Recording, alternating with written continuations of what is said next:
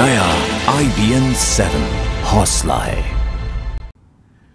इस वक्त Indo Canadian business के कुछ बहुत बड़े नाम हमारे साथ में हैं और एक एक करके मैं सबको इंट्रोड्यूस करूंगा। सबसे पहले मैं प्रिया पाटिल के पास जा रहा हूं। प्रिया पाटिल भारत में स्टेट बैंक ऑफ इंडिया में काम कर चुकी हैं और वेंचर कैपिटलिस्ट रह चुकी है सिलिकॉन वैली में, और साथ ही साथ प्रिया यहां पर टोरंटो स्टॉक एक्सचेंज में सीनियर एग्जीक्यूटिव है। प्रिया, सबसे पहले बताएं कि प्रधानमंत्री मोदी अगर फाइनेंस से जुड़े कुछ इस तरह की बातें बोल पाते हैं यहाँ के बिजनेसेस को कि उनका इन्वेस्टमेंट सेफ है, तो कितना इन्वेस्टमेंट बढ़ सकता है इंडिया के अंदर? कनाडा एकदम आउटवर्डली इंटरनेशनल कंट्री है। यहाँ से बहुत कैपिटल बाहर जाता है। बहुत सारा चाइना में बोल रहे, चिंता मत कीजिए, अच्छे से बोलिए, बाइलिंगुअल हो जाए, चिंता नहीं।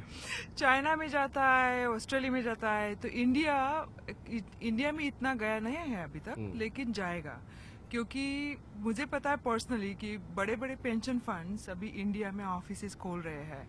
मैं पेंशन फंड के साथ और सॉवरेन वेल्थ फंड के साथ जब भी बात करती हूँ तभी इंडिया का टॉपिक आ जाता है। उनको बड़ा इंटरेस्ट है कि उनको भी इन्वेस्टेबल एसेट्स चाहिए। और इंडिया में आजकल इट्स बीन सॉर्ट ऑफ थोड़ा ओवरलुक किया था इतने साल में, अभी तो एकदम इंडिया के दिन आ गए हैं। अभी गाड़ी पटरी पे आ रही है, पटरी पे है, और उनका पैसा इन्वेस्ट करके अच्छी चीज में कि उनको भी इसमें प्रॉफिट बनाना है। So that's a good thing. हमारे साथ मुकुंद पुरोहित भी हैं जो गुजरात के हैं, वडोदरा के। मुकुंद जी, आप गुजरात को सबसे पहले कनाडा लाने वाले लोगों में से एक हैं, तो उस समय आपने मोदी जी को क्या कहा था? मैंने रिक्वेस्ट किया था कि सर कनाडा में नेचुरल रिसोर्स की इतनी ओपनिंग है और सबसे ज्यादा पोटाश, डायमंड एंड LNG, ये तीनों के लिए गुजरात एकदम राइट प्लेस है। क्योंकि LNG के लिए वहाँ पे टर्मिनल है, इंपोर्ट टर्मिनल है।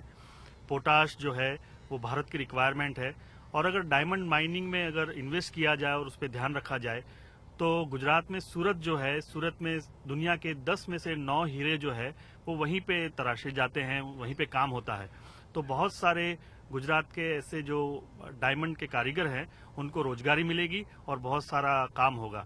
तो ये विषय में मैंने उनसे चर्चा की थी। अच्छा, एक बात बताइए, कनाडा दुनिया में रॉ डायमंड प्रोड्यूस करने वाला सबसे बड़ा कंट्री, उसका कारण ये है कि आर्कटिक में जाके भी कैसे डायमंड निकालना नीचे से वो कनाडा ने सीख लिया है।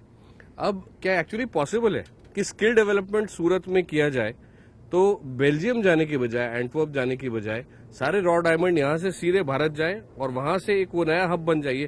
प्रैक्टिकली पॉसिबल है, क्योंकि आज की तारीख में सबसे बड़ा बिजनेस बेल्जियम करता है, जबकि बाजार भारत है उदाहरण के लिए, और प्रोड्यूस हो रहे हैं रॉ डायमंड्स कनाडा में। बेल्जियम की बीच में जरूरत है नहीं ट्रायंगुलर ट्रेड में। वैसे ये बिल्कुल पॉसिबल है, क्योंकि गुजरात का सूरत शहर जो है वो बहुत ही कैपेबल है इस तरह के बिजनेस को हैंडल करने के लिए। नॉट ओनली दैट, यहाँ आने से पहले मेरी कुछ डायमंड मर्चेंट से और उनके प्रेसिडेंट से भी बात हुई थी, तो वहाँ से 100, 200, 300 जो उनके जो कारीगर है जो उनको कनाडा लाया जाए, और जहाँ पे डायमंड माइनिंग हो रही है उसी के पास एक फैसिलिटी बनाई जाए और ये चीज़ यहीं पे हो, तो ये इंडिया और कनाडा के लिए एक ऐसी अपॉर्चुनिटी है जो दोनों एक दूसरे को सपोर्ट कर सकते हैं। और माइनिंग में बहुत बड़ी अपॉर्चुनिटी है भारत और कनाडा के बीच में, वो भी एक महत्वपूर्ण सेक्टर जिस पर बातचीत चल रही है। हमारे साथ यहाँ पर विक्रम खुराना भी है जो कनाडा का एग्जिम बैंक होता है, एक्सपोर्ट डेवलपमेंट कनाडा, उसके बोर्ड मेंबर हैं। विक्रम, ये बताइए, आने वाले दिनों में प्रधानमंत्री की इस विजिट के कारण क्या क्या फायदा हो सकता है एक्सपोर्ट इंपोर्ट में भारत और कनाडा को? सबसे पहले तो लोगों के आने जाने में सुविधा पैदा होगी अगर ये open visa on arrival announce हो जाता है तो। दूसरी चीज़ तो पीपल टू पीपल मूवमेंट बढ़ेगा। दूसरी चीज़ गुड्स में आपको, जैसे मुकुंद जी ने कहा कि कमोडिटीज़ हैं, कई सारे फूड प्रोडक्ट्स हैं, और last but not the least technologies हैं, इनमें बढ़ोतरी होगी। पर भारत की चिंता ये रहती है कि टेक्नोलॉजी ट्रांसफर क्या किया जाएगा, भारत को कनाडा उसके लिए तैयार है? क्योंकि अमेरिका नहीं होता है और उसी कारण से भारत बहुत सारा बिजनेस दूसरी कंट्रीज को देता है। ये बहुत लोगों को ज्ञान नहीं होगा कि आज से 30 साल पहले जो इनसैट सैटेलाइट्स लॉन्च हुई इंडिया में, वो कनाडा की टेक्नोलॉजी पे हुई, और कनाडा इज एक टेक्नोलॉजी पार्टनर रहा है इंडिया के साथ। जो नागार्जुना डैम बना वो भी एक कनेडियन कंपनी ने बनाया, और इस तरह की कई सारी कंस्ट्रक्शन टेक्नोलॉजीज और आज की जो दिल्ली मेट्रो है वो एक अच्छा एग्जाम्पल है। बिल्कुल, दिल्ली मेट्रो की जो कोचेज हैं वो कैनेडियन टेक्नोलॉजी से बनी है जी। और ये टेक्नोलॉजी जब आयात हुई और निर्यात हुई यहाँ से, बहुत सारी तरीके की अपॉर्चुनिटीज उससे खुली सर्विस इंडस्ट्री में, मैन्युफैक्चरिंग इंडस्ट्री में, और वो जो टेक्नोलॉजी बढ़ी उसको और इम्प्रूव करती है इंडिया। कई लोगों को ज्ञान नहीं हो गया जो पहले रिएक्टर बने हैं, भाभा एटॉमिक रिसर्च सेंटर इत्यादि, ये भी कनेडियन कैंडू टेक्नोलॉजी से बने हैं। इस तरह की टेक्नोलॉजी का आयात निर्यात चलता रहा है। अच्छा, 100 स्मार्ट सिटीज भी भारत को बनानी है, वहां भी कैनेडियन फर्म्स जाना चाहेंगी? क्योंकि कम से कम एक छोटे वे में इंफ्रास्ट्रक्चर में मेट्रो में पहले से आ गई है कैनेडियन कंपनीज। जी, आपने बहुत अच्छा विषय उठाया। अभी 11 कंपनियों ने एक गुजरात सरकार के साथ MOU किया धोलेरा प्रोजेक्ट के लिए, जो कि काफ़ी टाइम से ड्राइंग बोर्ड पे है। और उसकी जो एक्सटेंशन ऑफ ड्राइंग बोर्ड ये है कि वो सब इंजीनियरिंग डिज़ाइन का काम कर रही हैं। किसी भी स्मार्ट सिटी का जो नींव रखी जाती है, वो नींव इसी तरह की अच्छे डिज़ाइन, अच्छी प्रोविजनिंग और अच्छे प्लानिंग के साथ बनती है।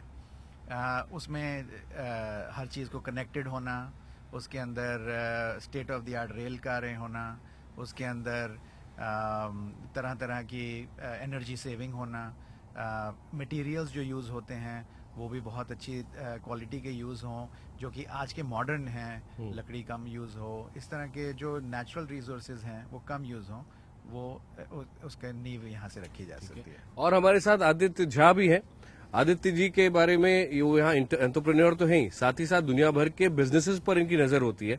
आदित्य जी, सबसे बड़ी चिंता भारत की अभी यूरेनियम को लेकर है। अगर वो डील होती है तो वो एक बड़ी जीत होगी दोनों के लिए, लेकिन अड़चनें बहुत सारी हैं। तो ये बताएं कि क्या संभव लग रहा है आपको कि यूरेनियम पर इस बार मोदी जी जब आ रहे डील हो जाए? सबसे पहले मैं ये कहना चाहूंगा, प्रिया जब बोल रही थी, इनको चिंता हो रही थी कि हिंदी ये अच्छा नहीं बोल रही है। विक्रम और हम 20 साल हो गए यहाँ पे, हम भी अंग्रेजों की तरह हिंदी बोलना चाहते हैं, नहीं बोल पा रहे हैं, तो अब हम एक क्लिष्ट हिंदी ही बोलने की चेष्टा करता हूँ मैं। जैसा किसी को सबको मालूम है कि भारत एनर्जी डेफिशिएंट है और उसके प्रगति के लिए जो चीज़ चाहिए वो हमको बिजली का उत्पादन ज़्यादा होना चाहिए। और न्यूक्लियर जो बिजली है वो तो बहुत ही सस्ती है और उसके लिए सबसे ज़रूरी चीज़ है यूरेनियम। कनाडा बिसाइड्स ऑस्ट्रेलिया जो है ये बहुत ही महत्वपूर्ण स्रोत है इस चीज़ के लिए। तो मुझे लग रहा है कि बहुत कम रह गया है आपस में ये एग्रीमेंट करने के लिए कि दोनों की संधियाँ हों कि यूरेनियम का सप्लाई हमारे को स्टेबल हो, फ्री हो और अच्छे प्राइस पे हो। और मुझे तो लगता है कि आई होप कि ऐसी मेरी आशा है कि लोग इंडियन बिजनेस के जो लोग बाग हैं, जो भी उद्यम के लोग हैं, कि यहाँ के यूरेनियम की कंपनीज को खरीदें। अभी भी बहुत ज़्यादा हॉट नहीं है। तो मैं तो सोचूंगा कि आपके इस माध्यम के थ्रू लोगों की ऐसी इंटरेस्ट जगे, उनका रुचि बढ़े कि यूरेनियम ये तो संधि कर लेंगे, लेकिन उससे भी ज़्यादा ज़रूरत है कि हम कैसे उसको पा सके सस्ते कीमतों पे। तो यहाँ की कंपनियों को आप ओन करें। तो जैसे हमारे पैनलिस्ट बता रहे हैं, और ये सब इनसाइडर्स है, ये सब वो लोग हैं जो कि कनाडा के नट्स एंड बोल्ट्स को, सिस्टम को समझते हैं अंदर से, पिछले कई दशकों से यहाँ आते हैं। तो लेकिन ये भी ये समझ रहे हैं कि जहां अपॉर्चुनिटीज बहुत ज्यादा है, वहीं पर दो बड़ी कंट्रीज का इस तरह अग्रीमेंट पे आ जाना उतना आसान भी नहीं है। जब डील्स हो जाएंगी तब भी इनसे एक बार वापस बात करेंगे, क्या मिला, क्या नहीं मिला और क्या आने वाले वर्षों में मिल सकता है। वीडियो जर्नलिस्ट राकेश नेगी के साथ आकाश सोनी, टोरंटो, कनाडा।